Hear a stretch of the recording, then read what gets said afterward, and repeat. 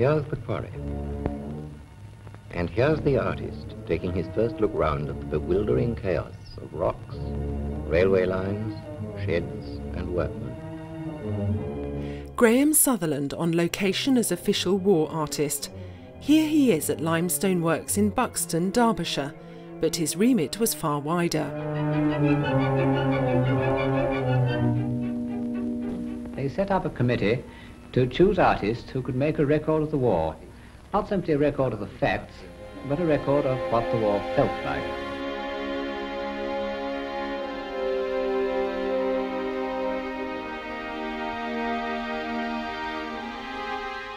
Sutherland was tasked to record the workings of heavy industry at Givor tin mine in Cornwall, together with the steel industry and open cast mining in Wales.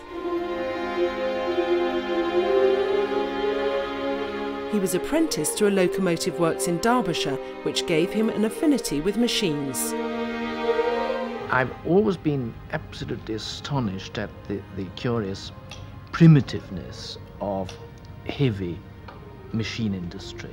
I mean, how the thing, almost as it were, arises out of the earth. You see these sheets of metal, for instance, in a locomotive works, and then in steelworks, this extraordinary feeling that you're working in a covered field and that this stuff which they're dealing with has been got out of the earth. And like Henry Moore, he recorded life in London. He drew the devastation in the capital and in Swansea. But much as Stanley Spencer was picked to chart the shipbuilding industry, Sutherland was ideally placed by Kenneth Clarke to draw heavy industry so central to the war effort. He chose places which he felt Sutherland wouldn't just feel inspired by, but places where Sutherland could look at a landscape or an industry and in a very particular way show that as a metaphor for the war effort in a way. So for instance, he would go into the steelworks and you'd see dark, fiery, sort of monolithic, I mean actually rather severe activity going on, which was exactly what was happening during the war. When the steel has been run out of the furnace, the ladle is lifted bodily by an overhead crane and is brought directly over a train of ingot moulds on bogies, which are ready to receive the metal. Sutherland was commissioned by the War Advisory Committee to depict the workings at Eastmoor Steelworks in Cardiff. A comparable site operating in the 40s in the same city is here at the Ebbw Vale Works. Both are now closed. Sutherland also drew at Port Talbot Steelworks, now Tata Steel. Company annual reports were censored as secrecy mounted around Britain's industrial output and traditional supply routes were cut off from the continent. Sutherland focused particularly on the initial smelting of iron ore to iron in blast furnaces and then the refining of that iron to steel in open hearth furnaces. There was a lot of drama and a lot of contrast between light and dark, flame and night and so forth. It's quite possible that not only the drama but also the alchemy of converting elements from one state to another may well have appealed to him. Sutherland's method was to sketch on the scene and work up bigger drawings and paintings in the studio.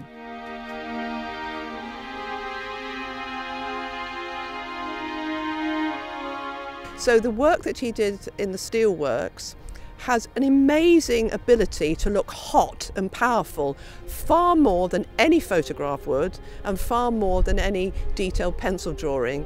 Through his assignments in the war, Sutherland grasped the dangers workers were facing on an everyday level.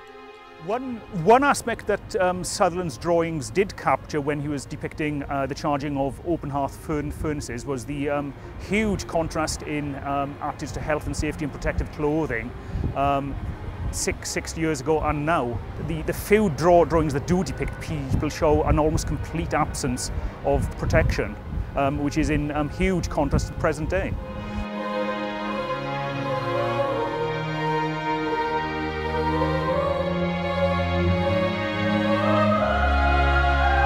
At Givor tin mine too, he became well aware of the dangers workers faced.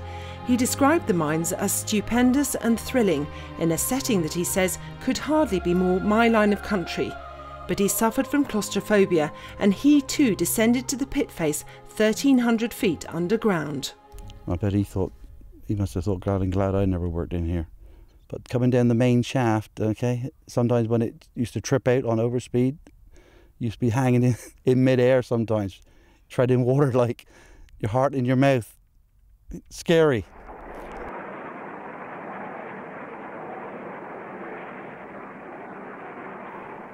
Eddie Strick worked here until the mine shut in the 80s. One of my first jobs, of course, was the grizzlyman here, breaking rocks. God, it was really hard labour. When I left here, I was really tired. I got home, I used to fall asleep in the chair. I was exhausted. So I can just imagine what it was like in the early days, working in those tunnels.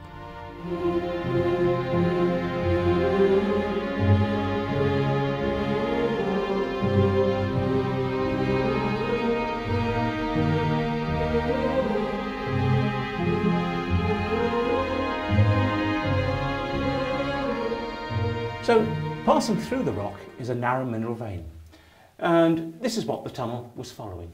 This is very typical of the scene that Graham Sutherland would see underground at Giva back in the 1940s. Difficult, cramped conditions, so a very difficult job indeed. And I think it's this that probably Graham would have been interested in actually trying to capture the effort involved in getting at these mineral veins and recovering the small amount of tin and other metals that are found with it.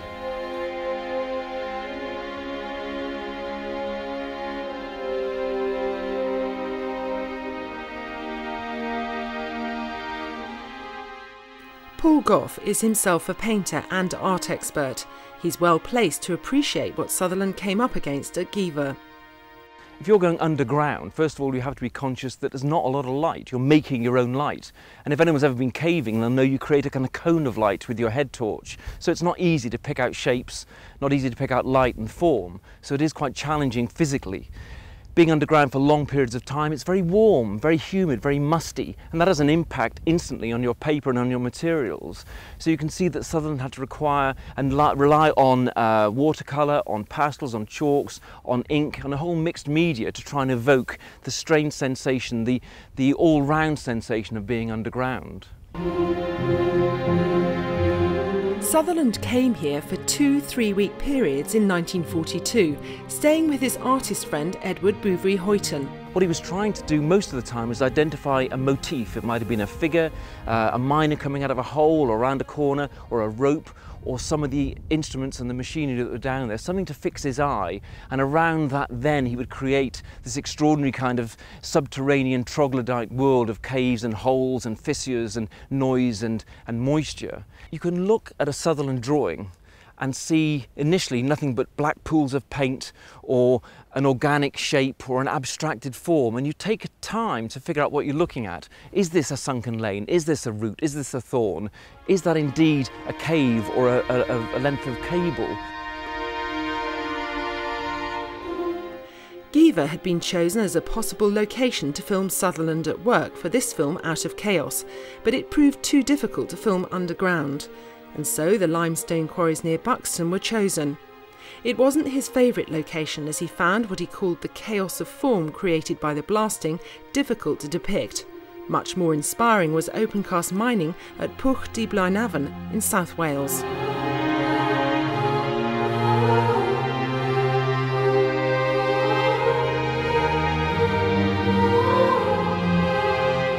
This present-day pit at Fossa Frân above Merthyr Tydfil no longer operates drag lines, but otherwise the machinery involved would have fascinated Sutherland.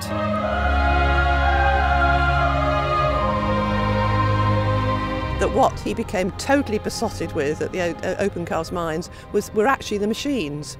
There are sketchbooks full of just the drawings of the machinery which dragged off the soil from above the coal measures. It was almost like he was a little boy. He continually drew them, these big dragline cranes and the big dragline vehicles that, like great claws, that took all the overburden, the soil from above the coal measures. He obviously just found them thrilling. I bet you they wouldn't have let him have a go, but I've got a feeling that if he'd been able to, he would have liked to have jumped on one and had a good practice. I use what I see in front of me, but I realize also that the imagination changes these things as one goes along, almost automatically. I mean, the whole point of art is that the thing should be changed from what you see, at the same time keeping like the original, but something different. In other words, incorporating the original, but becoming something quite different. And revealing its true character? Revealing another character, perhaps to make the original more real. Sutherland completed his job as a war artist in Paris by recording the effects of RAF bombing at a German flying bomb storage depot and rail marshalling yard. Despite empathising with the people and places he depicted, he maintained a somewhat lavish lifestyle during the war, which included regular holidays with his wife in Wales. But this, for me, culminated very much in 1944 when he was going to Paris, when he put in a claim, which is in the Imperial War Museum. I have seen this. He put in a claim for new silk pyjamas and silk braces from Simpsons of Piccadilly, and I'm very pleased to report that they said he couldn't have the money.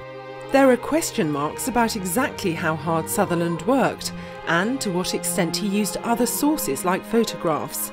Nevertheless, he leaves an important record, a legacy of Britain's industrial output during the war years. Something about the strength of the human spirit, and that was definitely something that he learned, which I think if he'd stayed in the class that he was from all the time, he would never have come across. He brings a very different viewpoint to the more usual black and white photography, which is almost the only other 20th century record we have.